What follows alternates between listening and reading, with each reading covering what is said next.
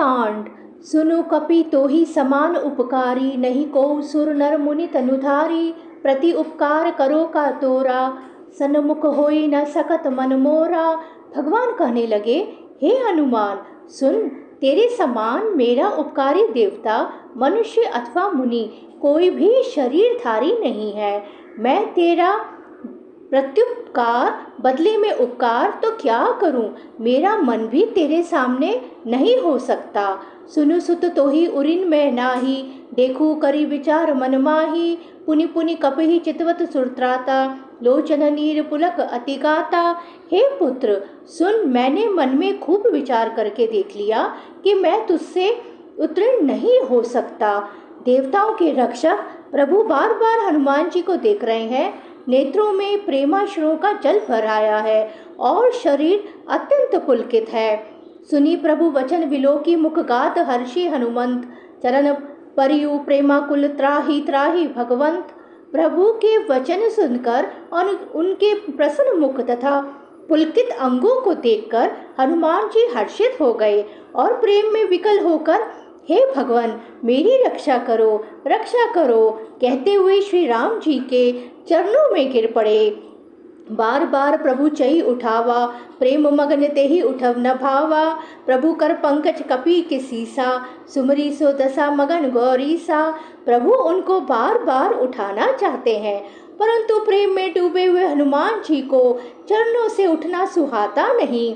प्रभु का कर कमल हनुमान जी के सिर पर है। उस स्थिति का स्मरण करके शिव जी प्रेम मग्न हो गए। सावधान मन करी पुनि शंकर, लागे कहन कथा अति सुंदर। कपि उठाई प्रभु हृदय लगावा, कर गही परम निकट बैठावा। फिर मन को सावधान करके शंकर जी अत्यंत सुंदर कथा कहने लगे।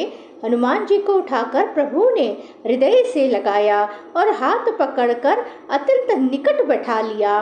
कहु कपि रावण पालित लंका, केहि विधि देयु दुर्ग अति बंका। प्रभु प्रसन्न जाना हनुमाना, बोला वचन विकट अभिमाना।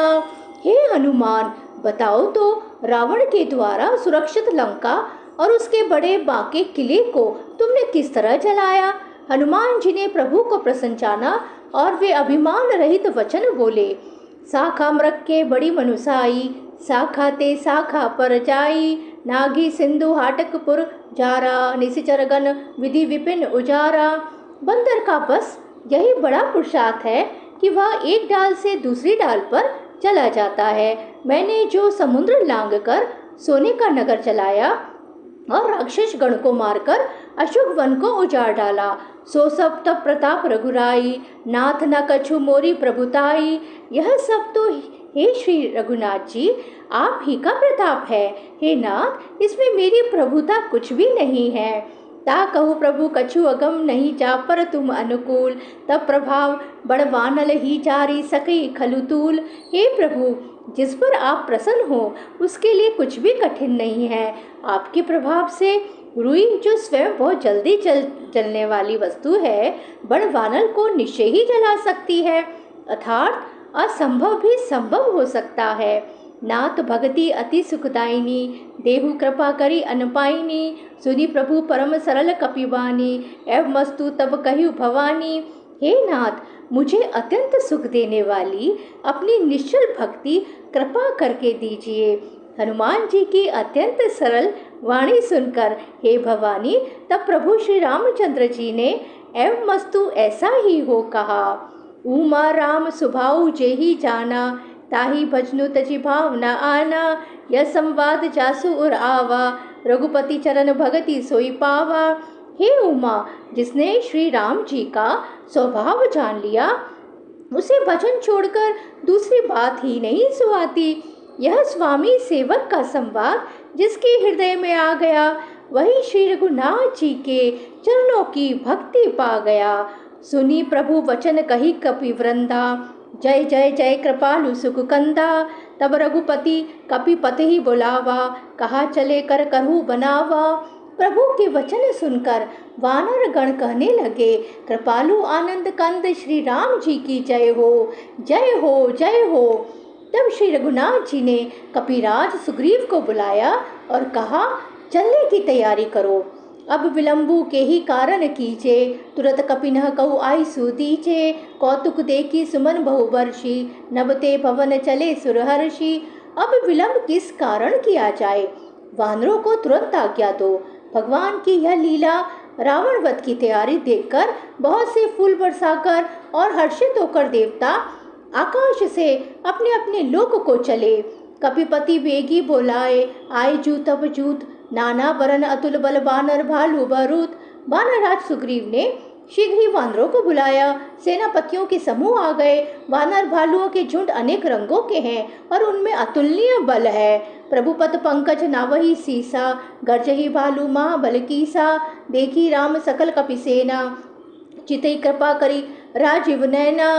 वे प्रभु के चरण कमलों में सिर नवाते हैं। महान बलवान रीछ और वानर गरज रहे हैं। श्री राम जी ने वानरों की सारी सेना देखी, तब कमल नेत्रों से कृपा पूर्वक उनकी ओर दृष्टि डाली। राम कृपा बल पाई कपिंदा, भय पचजूत मनहु गिरिंदा। हर्षि राम तब कीन पयाना, सगुन भय सुंदर सुबनाना। राम कृपा का बल पाकर श्रेष्ठ वानर मानो पंख वाले बड़े पर्वत हो गए। तब श्री राम जी ने हर्षित होकर प्रस्थान कूच किया। अनेक सुंदर और शुभ शकुन हुए। यासु सकल मंगलमय कीति, तासु पयान सगुन यह नीति। प्रभु पयान जाना विदेही, फरकी बाम अंग जनु कही देही।